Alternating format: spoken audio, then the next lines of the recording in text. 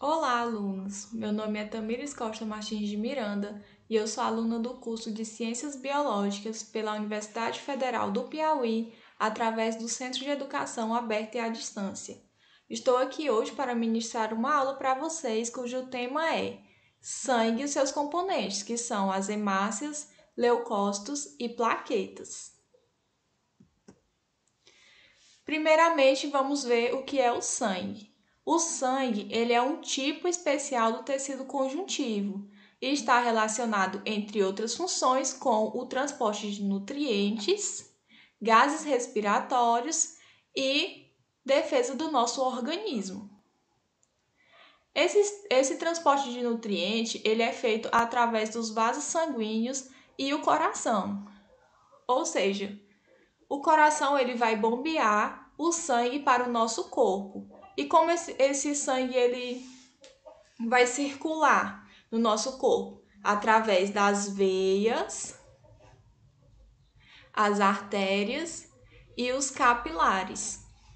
Eles é que vão fazer toda essa interligação no nosso corpo para poder todas as partes do corpo receber os nutrientes, os gases e os mecanismos de defesa, que estão todos dentro do nosso sangue. Apesar do sangue ser um fluido aparentemente homogêneo, quando analisamos microscopicamente, observa-se que se trata de uma mistura heterogênea, no que se distingue duas partes: a parte líquida, que é o plasma, e os elementos figurados, que são os glóbulos sanguíneos, que são os que a gente vai estudar daqui para frente. O plasma, ele trata-se da parte aquosa do nosso sangue, com cerca de 55% do volume total. Nele, proteínas, sais inorgânicos, aminoácidos, vitaminas, hormônios e lipoproteínas estão misturados em água. E apresenta também a função de transporte do gás carbônico. Tudo isso está dentro do nosso plasma sanguíneo. As principais proteínas do plasma, elas são as albuminas e as imunoglobulinas. As albuminas apresentam-se em maior quantidade, têm como papel principal a manutenção da pressão osmótica do nosso sangue. Já as imunoglobulinas são importantes anticorpos que fazem parte do nosso organismo de defesa. As imunoglobulinas nós temos a IgG, IgE, IgD, IgM e IgA, que estão ilustradas aqui para vocês. A imunoglobulina IgM, ela apresenta-se na fase ativa da doença. Ou seja, quando o nosso corpo ele é atacado por algum organismo patogênico, a imunoglobulina IgM, ela é ativada. No caso, a IgG, ela ocorre quando o nosso corpo já está combatendo esse agente patogênico. E aí, ele quer dizer, se você tiver ativo a imunoglobulina IgG, quer dizer que você já está imunizado àquele patogênico. E caso você entre em contato com o antígeno novamente, você não vai sentir mais nada. Temos a IgE, que ela está relacionada a alergias e também tem a função de proteger o organismo contra parasitas. Temos a IgA, que também protege contra patogênios invasores. E a IgD, que é a receptora de antígenos. Agora vamos estudar um pouco sobre os elementos figurados. Consiste em 45% do volume total do sangue. É composto por células sanguíneas denominadas eritrócitos ou hemácias, que são essas vermelhinhas que está aqui na ilustração. Temos os leucócitos, que são essas maiores ilustrações aqui que temos mostrando. e as plaquetas ou trombócitos, que é essa menorzinha. Agora vamos estudá-las separadamente. As hemácias são células arredondadas em forma de disco bicôncavo. Não apresenta núcleo, ou seja, trata-se de uma célula anucleada. Contém um pigmento vermelho, chamado hemoglobina, que contém ferro e é responsável pelo transporte do oxigênio. Elas são produzidas na medula óssea e após um período médio de 120 dias ocorre a destruição através dos macrófagos, que é outra célula do nosso organismo. Essa destruição é feita principalmente no baço, onde a hemoglobina é degradada, formando um pigmento sem ferro, que é eliminado pelo fígado. Por fim, o ferro é transportado e armazenado na medula óssea, novamente, e no fígado para a fabricação de novas hemácias. Então, a gente pôde ver que as hemácias elas são bastante importantes para o nosso corpo, porque elas são responsáveis por nutrir o nosso corpo de oxigênio. Ela é que vai fazer esse transporte. E a falta da quantidade de hemácias, ela causa uma doença chamada anemia, que é caracterizada pela baixa quantidade de hemoglobina no sangue. Esse problema apresenta diversas causas, como alimentação com baixa quantidade de ferro, ou ainda a produção baixa de hemácias, na destruição exagerada das células ou quando a pessoa está com hemorragias. Na anemia, o transporte de oxigênio é afetado. Por quê? Porque tem pouca quantidade de hemácias. E, consequentemente, as células realizam um processo de respiração celular em menor quantidade.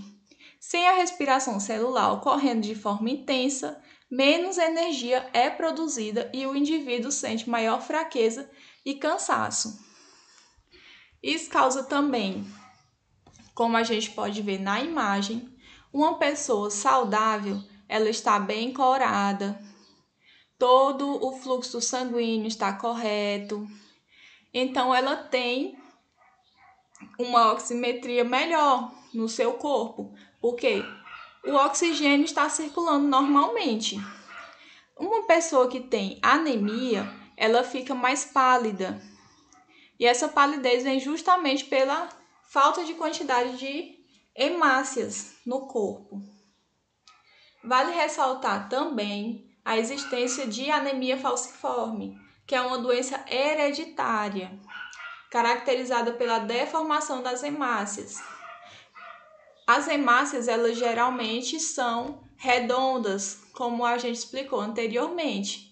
Na anemia falciforme, ela tem uma característica diferente. As hemácias ficam em forma de foice.